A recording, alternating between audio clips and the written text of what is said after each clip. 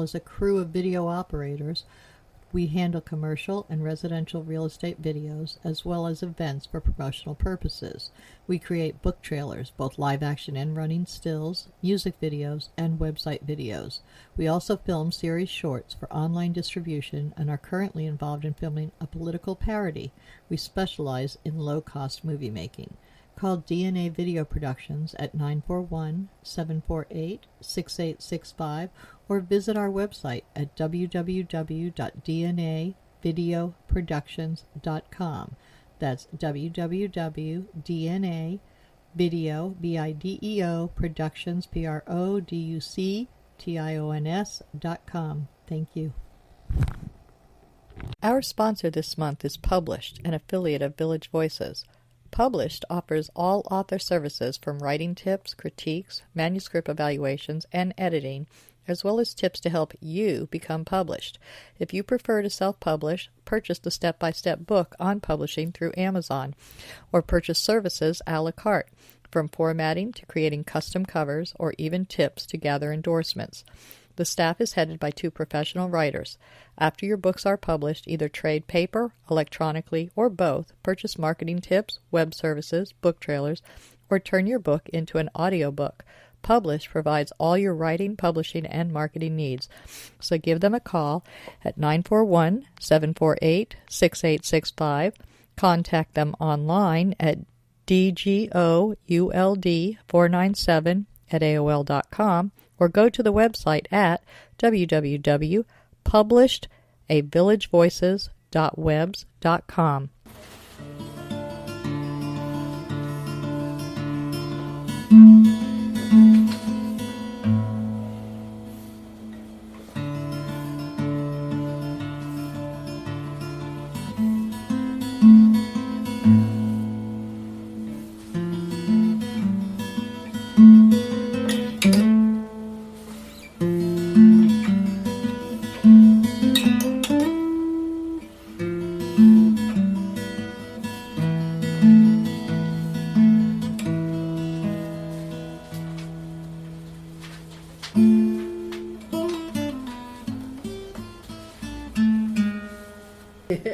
Welcome to Culture Coast. The intro you just heard was by Al Musitano, and today we are interviewing Liz Wilde of radio fame. She's also known as Annie, but that's in her artistic life. So we're here with her at her gallery, Firestone, and that's not the tire store. No. It's Firestone Gallery, where she shares a gallery and a museum with her husband. Hi, thanks for being on the show. How are you? I'm good. So, we've known each other for a little while, and I was very, very impressed. I interviewed your husband last year, and he showed me some of your art, and it just blew me away. So, tell me how you got involved from when you were a kid. Were you artistic, or were you more, I know you went into radio, but were you artistic as a child? There's a whole big backstory on this. And that's what we're looking for. I was raised by my mom, who left my dad when we were pretty young. And she wanted to bring us to a place that wasn't vanilla, that was very artsy-fartsy. And she had studied the area in Ohio around the Dayton area where they originally lived and where I was born. And there just happens to be one of the world's most renowned art colonies there near Dayton called Yellow Springs, Ohio, where I was for the most part raised. Grew up there. And so I'm used to, all the of this, bohemian, yeah, the whole gypsy feel. She was a bohemian. She was a hippie. She was also a nurse and an artist and many other things. A masseuse. Yeah. An astrologer. That goes hand in hand with it. It really does. And she owned an herb shop there back in the 70s and the 80s when it wasn't really... People always thought, wow, she's a real hippy-dippy. But to us in that town, art, intellectualism, activism, all that cool stuff was there. So, that being said, I'm used to it. The other thing that was cool about it was that it was very racially diverse. my mom brings us to this place where there's lesbians and black people and yellow people and gay people and artists and people that thought way out of the box. And so, needless to say, it was really cool. And that's a great way to grow up, knowing that they're friends and they're not somebody to be afraid of. Absolutely. And that everybody's cool, really fun. I've spent my whole life too now, up back then all the way up until now, trying to find places to live or to practice. Similar. Yeah. So why didn't you go back there? Well, I'm kind of working on splitting my time now. That's in the future. So you are considering going back to your roots? Well, yeah, I am. Okay. But only for 6 months of the year because it's too cold. Oh, I totally understand. I wouldn't be able to do it up there. But there's so many galleries and spaces that there already that are, and I'm working on a couple in a nearby town. It's a little mill town. And you have relocated to the Village of the Arts, yes. which is very bohemian as well, and may not be. Listen, I've been stalking the Village of the Arts now since I moved kind of to this area permanently in 2009-ish. I lived on the island of Matlacha, and that is kind of by Fort Myers, Cape Coral area, down south of here. That was when you were Liz Wilde, and I was you had the radio show. Doing my radio thing, and I had just recently gotten out of it and said, God, I've been doing this for almost 30 years at the time. I really need to think about maybe changing up things a little bit, because I was actually becoming the character of Liz, or I lived the character of Liz all the time, which is this body, shock jock, outspoken, go, go, go. I never fulfilled my artistic side really that well, although I'm really good at production and crap like that. But the art, I just let it be on the back burner till I moved to Matlacha. So it's been a long journey of trying to fulfill. How did you end up in Fort Myers and becoming Liz Wilde? Were you Liz Wilde before you went to Fort Myers? Oh God, yeah. Okay, tell me how that all started. You're in high school. What are you doing in high school? Well, I was a nerd, one of those types that, again, I was artistic but just very shy. And so I graduated a couple years early. Very shy. So bizarre, isn't it? I was too. It's just the opposite now. How does that happen? I have no freaking idea. I don't. And people have asked me that all of my life who knew me as Annie. Yeah. They say... So you're in high school, you're a nerdy type, you're into your school and keeping your nose clean as far as the grown-ups are concerned. Yeah. So what happened from there? Oh, so I graduated early, and my mom, again, being the cool chick that she was, she said, we need to travel. I need to take you to see some stuff, because, well, not only that, but we're the type of people who always like to live and to move on, and just trying to shoot off into the future. So she took us on cross-country trips, me and a couple of friends and things, and showed us like Michelangelo's David and the Black Hills and just all these different places. And I thought, man, this world is really beautiful and it's really big. Thanks, Mom. Thanks a lot. This is a great education. And so we did that for a couple of years rather than me immediately going into a college or something like that. Did you go to college? I went to, because my grades were so wonderful and I was that and you nerd graduated chick, early. Yeah. I was slated to go to an Ivy League. That's how the Whittemore side of my family is. They're white Anglo-Saxon Protestants and they're very educated and they're all engineers and doctors and things. And so I was slated to follow in their footsteps, but not with a mom like the one that I had. She said, Annie, what is it that you do want to do? And I said, I don't know yet. Let me just move to Key West and see what happens. Key West? Yeah.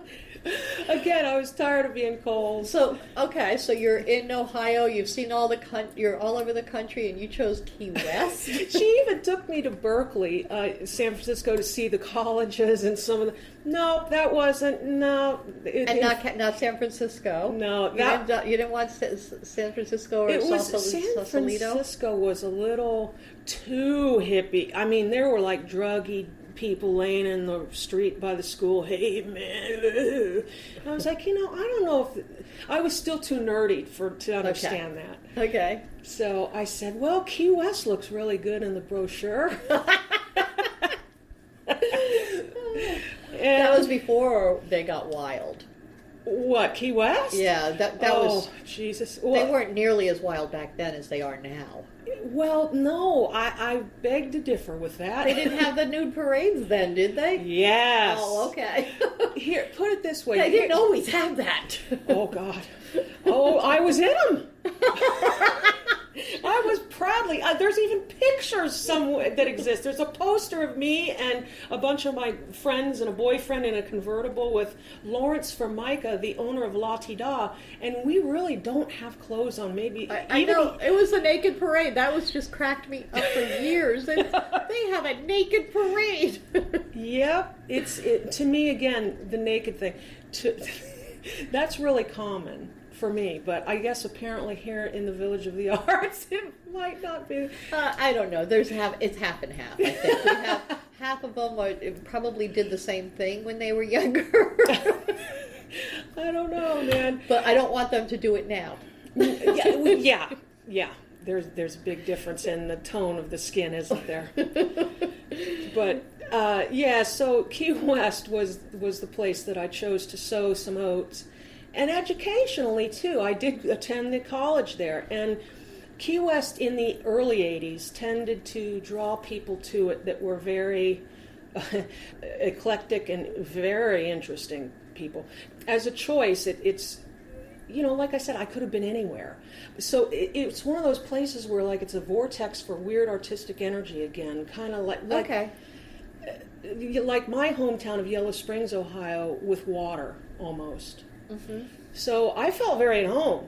Okay, cool. Did your mom stay down there with you at all? She did. She came to live with me eventually after I kept writing her letters, Mom, this place is great. You'll really love it. You can do your massage and da-da-da-da. And she ended up doing it. Cool. So how did you get into the radio? Well, I was attending college there, Florida Keys College. And I was in the radio club. Why? It's one of those weird God things or something. Why me? Why would I join the radio club? I was curious. It was credits. It was credit. Yeah, it was. It was credits. And I was majoring in computer sciences and artificial intelligence, and I had a minor in photography, and then I was in the radio club and a couple of Phi Theta Kappa and some other things. But I never talked. I never said anything. You were still I was shy. So scared. And one day, this gay guy came up to me and said, his name was Joe. A gay guy in Key West? I'm shocked. Oh, honey child. I'm shocked. He said, in my class, he said, hey, you know what, Annie? I think I can get you a job at my dad's radio station. Or I thought he said his dad. And he said, do you want to come down there and just read a page real quick and see what happens? And I said, Sure, why not? Let's go. I was given an afternoon drive job the next day at WIIS FM 107 on Southard Street downtown in... So what kind of music did they play? Pretty much rock.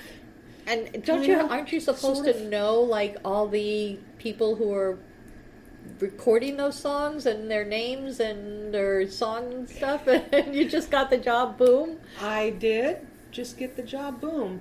I was a quick study when it came to that. Actually, all of the music was played on reel-to-reel pancakes instead of albums, or that was before CDs and all of that stuff. So it was very strange. You'd stop the TIAC tape machine to do your break. Hey, and by the way, my name was Ann with the Plan. Ann with a plan. Yeah. Okay, what was your plan, Ann? Everybody asked me that, and I never had a good answer. What's your plan, answer. Ann? I don't have a plan. All right, people? But it was hit radio, so, in the early 80s, when you're bebopping along and you're playing like perky rock and perky pop music, it kind of like, hey everybody, it's Ann with the Plan, and and talking real fast, and here's another one from Fleetwood Mac, and dee-dee-dee-boo, and it fit, you know. But that didn't last very long because I got bored. And so I started to bring in like, hey, you know, Joe, the janitor over there, come here. And I would have him do bits with me. And then I would record myself talking to myself and form characters. And I was just so bored I couldn't take it. And eventually I got a job in Morning Drive doing all those voices and putting all these crazy people. The bars would close and stuff, and there would be drunk people. And I would invite them into the studio because I was there 24 hours a day, 7 days a week, and I would record stuff with them and then invite them back the next day to be on live with me, and it turned into, it was like the Howard Stern show, but way before I knew what a Howard Stern was or any of that stuff. A lot of fun. Yeah, and a lot of weird people, which I love. You love weird people? Oh, yeah. All right. So you did this and it grew and grew and grew. When did you become Liz Wilde? Well, I sent my tapes out when I worked at Wilde 95 and 99 in Key West, which still exists. Both of these stations exist still to this day. I said, I gotta get out of here. I'm too good for this crap. And what about Key West? You know, I lived there for 6.5 years or so. Made a crap load of money. I stuffed it under the rug in my living room, doing live remotes and stuff like that. And it was party, fun. But I thought, man, if I'm doing this good here in a 3x4 mile island, what if I went to Miami or Chicago or New York or LA? So you started sending your demos out. I did. And I got all these jobs all across the country. But I was still that scared little girl. Now now at that time were they syndicated like they are with Delilah? No, I remembered. It just seems like Delilah. I mean, she's heard all around the country on multiple stations everywhere, and she's really raking in the buku bucks while she's sitting at home in her own recording studio. Yes. So it seems like a pretty. That's the way of the future. Most of my contemporaries do that now. I mean, really, now it's standard. And they don't even have to go to work. They can be there in their pajamas and they're on air. Which to me has always bothered me because, you know, part of what made my job so special was bringing in those other people. Heck yeah. And it was dressing a certain way and having pride and, okay, we're going to do the show.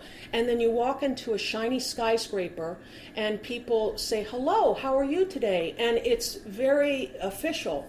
And they pay you a lot of money, and there's a ceremony to it a little bit when you go to a real job at a real place. Instead of sitting in look at me now. I'm in my not flannels, but grays, workout clothes or whatever. That's how a lot of people are doing their shows now. Oh, sure. And they'll invite people in and stuff, but it's not the same as when you have your... It doesn't seem as professional. Your limo guy pulls up and he brings out my buddy Gene Simmons and Paul Stanley of KISS, and they take the elevator up. Hey, Gene, what are you doing, man?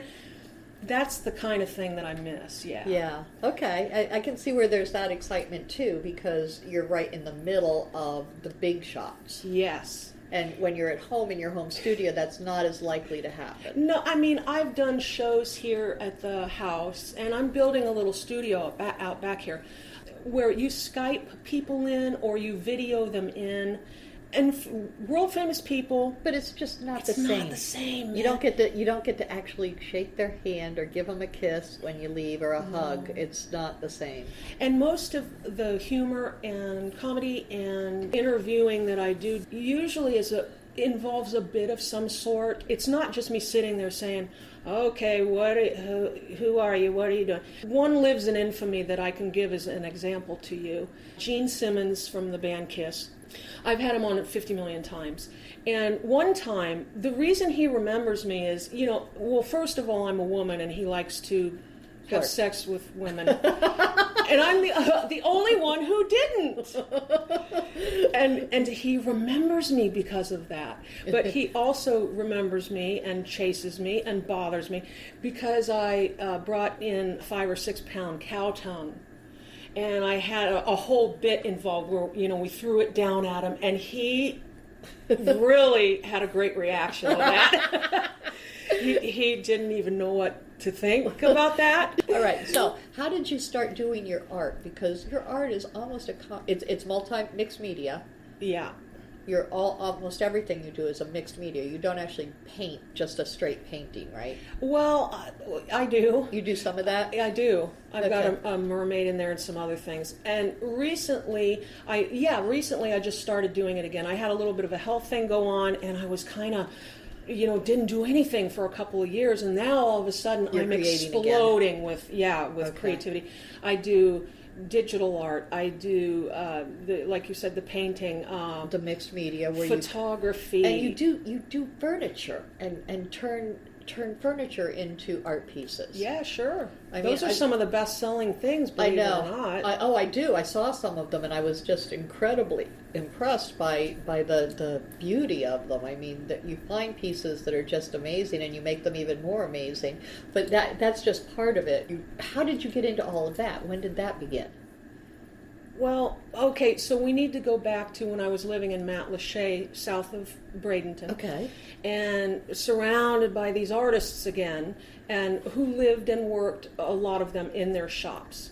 And so I thought, well, maybe there's another place somewhere in Florida that's cool like this, that's a little more affordable or a little bigger, because Matlacha is small.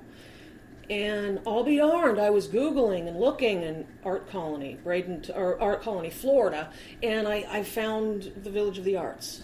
I thought, wow, hey Lee, that's my husband, let's go. We hopped in the car, and we fell in love. Did you come during an art walk? I don't think we did. I fell in love because I came during an art walk. I still love it, but I love the creativity of this whole place, the energy that is, you feel it, and you just feel energized when you're around the other artists as well. So true. And we did from the moment we set foot, even driving up to it, we were like, ooh. We knew something was happening. And lo and behold, he got a job transfer to Sarasota. So he works in Sarasota now, still to this day. And we purchased our home here in the village after stalking the Village of the Arts for about... You've got one of the best locations in the village. Oh, I love this place. And we looked at many, many houses here on every road. This is the best location, really. 12th Street is what they call the heart of the village. And you're right across from Arts and Eats, and I mean... I know. I remember when they were first building their place, too, Donna and Jim. Yeah. But you're right here in the heart, and it is a great location. So you've been doing pretty well, and I know you guys, your husband built the museum out in the front, the smallest museum in Florida. How is it going for you? Really well. Now that I'm in it to win it, and you're doing a lot of marketing. Oh yeah, marketing the holy bejesus out of everything, and there are so many tools now. It seems like every year more stuff that social marketing wise is available. Yes. I'm on TripAdvisor and Yelp and Google Plus and Facebook and Twitter, and I mean it goes on Instagram and Snapchat and oh boy. Well, I don't need to be on Snapchat because all they do is like put on dog ears or you know what I'm talking about. My son did that, yes, with my granddaughter. I'm not on. He goes, have you learned how to use that yet, Mom? Because he likes to send me pictures, not with dog ears and stuff, but he does like to send me pictures. But yeah, I no, honey, I haven't quite figured that one out yet. Well, I didn't see it serving any purpose except for me to waste time. Which brings me to another point. I have just updated the Firestone Gallery website. It's www.firestonegallery.com. And the reason that I did was because in the social media world, I got put in Facebook jail for making, I guess, a post that someone didn't like. And so in the 3 days that I've been off of Facebook, you got a whole lot done. Girl, I got 2 websites from scratch built and up. Oh my goodness! I completed another piece of art. You might want to take days off from Facebook in the future.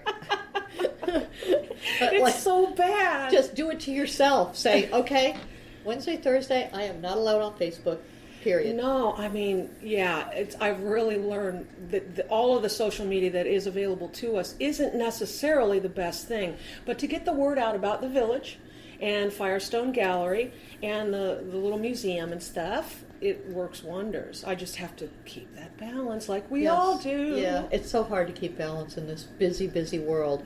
So you did mention you might in the future keep this place and get a place back in your Yellow Springs home roots for the summer. That's right. And during the summer, do your art and then bring it down here and sell it? Yeah.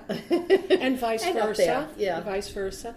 It's the ideal snowbird setup, I think, because things in the summer here, admittedly, are slow. Some years, not so bad. Yeah. Other years, It really depends, I think, a lot on the economy and the people who are currently working the village. Like right now, it's in a very slow period because we don't have a lot of people working it as a village, and I think that's coming again. I feel it. That's what I'm crossing my fingers for. Yeah, I've seen a lot of new activity from many of our newer artists, and I think that this may re-energize us, at least for now, and there's some possible options coming up in the near future that might make things even better. So not to diss the old guild and the older, the 1999ers. No, but we get tired. Yeah. Everybody gets tired of doing that all over and over and over again, and the new blood really is needed to keep that energy going. You did say something to me though when we first met, and I first moved in here, and you said, you'd have a lot of energy, Annie, but sometimes you run out of it, because you'll hear no a lot. You'll never see anything happen. Sometimes, not all the time. No, it's just you get tired sometimes of carrying the world on your shoulders. Yeah, and sometimes you need these younger people to come along and help boost you up again. Well, like the Dude and Mary are a classic example of that. Terry and her husband. Yeah, they're a classic example. And there's always, like you said, new blood in and out. And galleries wax and wane. It just, Yes. But then again, we've been here now since May of 2014 and have no intention of going anywhere. Cool. Ever. Well, thank you for being on Culture Coast. Thank you, Donna. I was very glad to finally get this interview with you. I know. I appreciate it so much, and I hope to see everybody at Art Walk. Yes. Yes, the October Art Walk is the opening of the season. Yes, and the first Friday, the first Friday and Saturday in October, and then of course the Festival of the Skeletons, the first weekend in November. Yes. Okay. Nightmares. Frightful visions during the night, causing terror and loss of sleep. Daymares. Frightful visions during the day, causing fear and paranoia. Gothmares. Gothic visions that can happen anytime, causing horror and disgust. But sometimes they offer answers. Read Gothmares if you dare.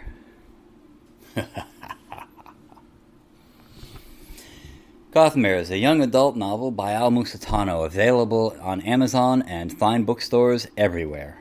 Village of the Arts, the largest artist colony in the state of Florida, located on 42 acres, includes artists, homes, galleries, gardens, and restaurants featuring handcrafted gifts, fine art sculptures, painting, photography, enviro art, healing arts, books, mystics, and musical variety. A few of the galleries are unique in their offerings. Village Voices specializes in books and art created exclusively by Florida residents. The Dancing Crane Gallery offers fine art, custom jewelry, and unique, innovative art.